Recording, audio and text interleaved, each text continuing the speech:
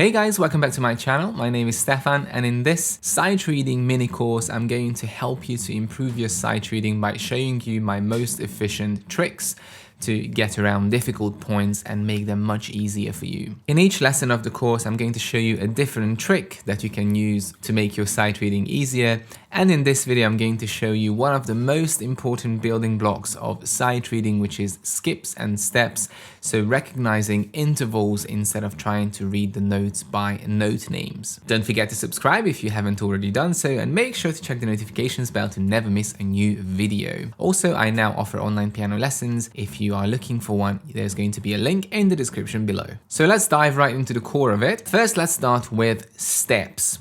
So what is a step? If I look at my piano here and I play a C and then I play a D, which is right next to C, I can say that the two notes are a step away from each other. And as the name says, you can see that if I go from C to D, there's nothing in between them, so they're adjacent notes.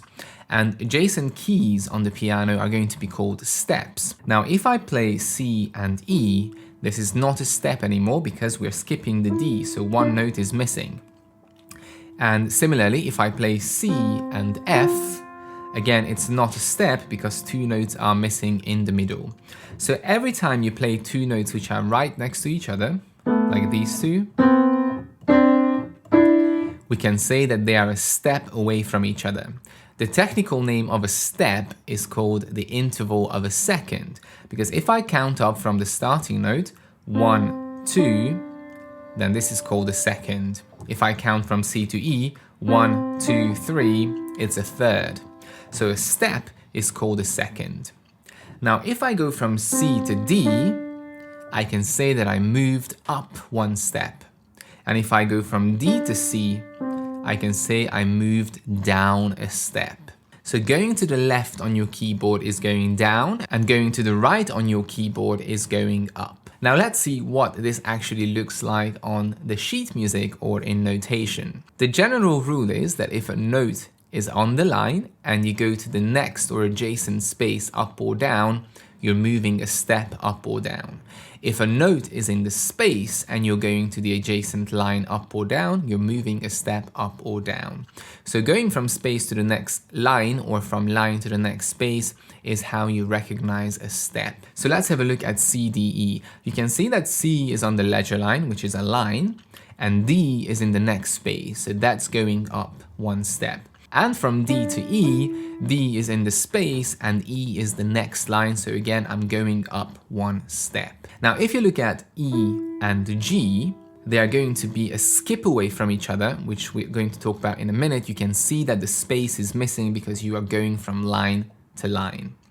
So every time you go from space to line or line to space and they are adjacent, it's a step, and all you have to look at is whether it's going up or if it's coming down. Let's try to play this very first example, which only contains steps. Now, why do we need to look at the steps? If I see this exercise, which is 4 bars long, and I try to play it by thinking of each note individually, what its name is, then it's going to take a very long time because I have to be very confident in every single note. And we don't have time to do that, especially when we play something really fast. So instead, we look at the pattern. Is the step going up or is it going down? Now I'm going to show you how to do the first one, and then you can try it by yourself. So I know that the first note is a C and it starts at number 1. I don't care what the rest of the notes are, I'm just going to follow the steps. Now I can see that the second note is going up one step. The next note is going up a step again. The next note is going up a step, and the next bar is going up a step. Now then I can see that it starts going down again, one step. It goes down a step again, one more step, down, and then it goes up again. Then it goes down, then it goes up, then it goes up again, then it changes, goes down, down, and down. So I could play the entire line without actually knowing the names of the notes, just by looking whether the step is going up or down and changing the direction, and I'm always going to adjacent notes whether it's going up or down. Now this seems very straightforward. when you only have steps, but of course in real music or nicer music we have a lot of different intervals. But you have to start with this because if you understand steps and skips, most music is going to be, or most melodies are mostly stepwise and skipwise, so it's going to give you a huge benefit in reading. Now pause the video and try to play this first exercise by yourself. Remember, starting number 1 on the C. Don't worry too much about the rhythm right now, just play the notes after each other until you get to the very end, focusing on the steps, whether they are going down or they are going up.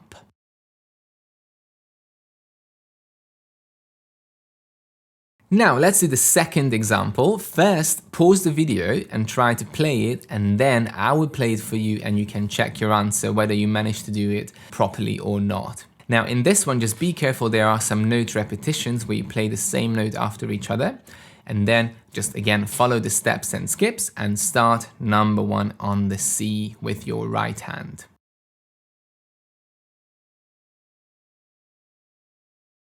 Right, let me play it for you so you can hear how it goes. So starting on the C, number 1, repeat, up a step, repeat, up a step, down a step, down a step, down a step, repeat, up a step, repeat, up a step. Now that we managed to play the notes just looking at the steps and skips, of course, it wouldn't be complete without thinking about the rhythm. Now these exercises are extremely simple rhythm-wise because all the notes are the same value apart from the very last one. They are all crotchets or quarter notes, and we have to count 4 in each bar. So it's gonna go like this. 1, 2, 3, 4. 1, 2, 3, 4. 1, 2, 3, 4. 1, 2, 3, 4. Let's play one more example for the steps, and this time we're going to start number 3 on the E, and again it has a couple of note repetitions and some steps going up and down. See if you can recognize the tune. Don't forget to count 1, 2, 3, 4 at a very steady pace, and pause the video and then I will show you how it goes.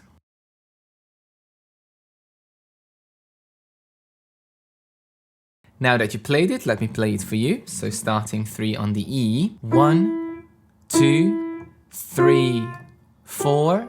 1, 2, 3, 4. 1, 2, 3, 4. 1, 2, 3, 4. And this was the theme from Ode to Joy. So that was all about steps. Now let's move on to skips. As I already mentioned when I was talking about the steps, a skip is, as the name says, when you skip one note. So if I go from C and skip the D and go to E, I can call this a skip, or the interval of a third. 1, 2, 3, C, D, E is a third.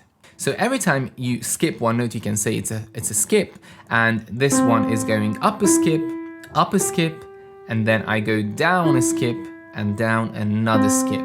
When you look at the sheet music, a skip is very easy to recognize because if a note is on the line and you go to the next line up or down, it's a skip up or a skip down, and if a note is in the space and you go to the next space up or down, then you're moving a skip up or down. So skip is going from line to line or space to space, and the step is going from line to space or space to line. So let's have a look at this example here, which has a mixture of steps and skips. Now be very careful to make sure you distinguish between the steps and the skips. The skips always have a little bit more distance or gap between the notes as the steps.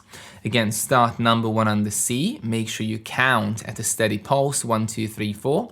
Try it out and then I will show you. So you can pause the video now.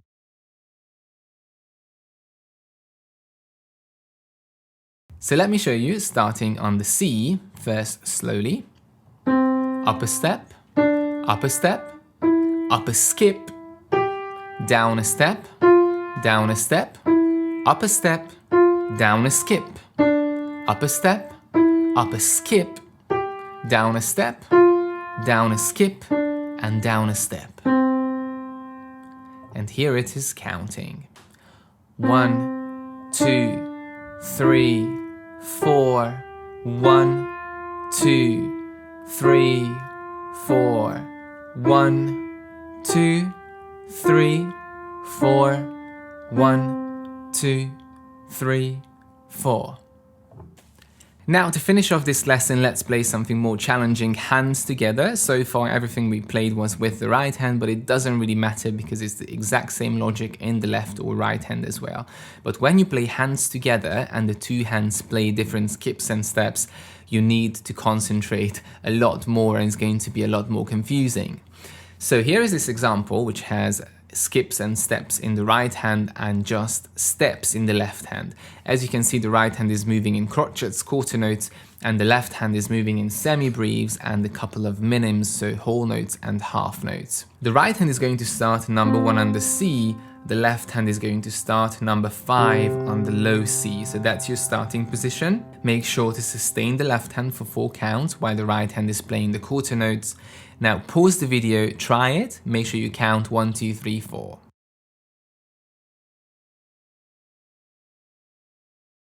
So first of all, I'm going to show you the right hand, so starting on the C, 1, 2, 3, 4, 1, 2, 3, 4, 1, 2, 3, 4, 1, 2, 3, 4, 1, 2, 3, 4.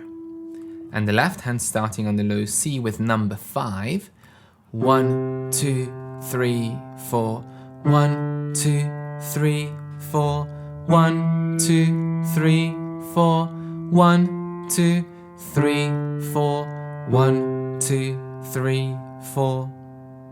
And now together.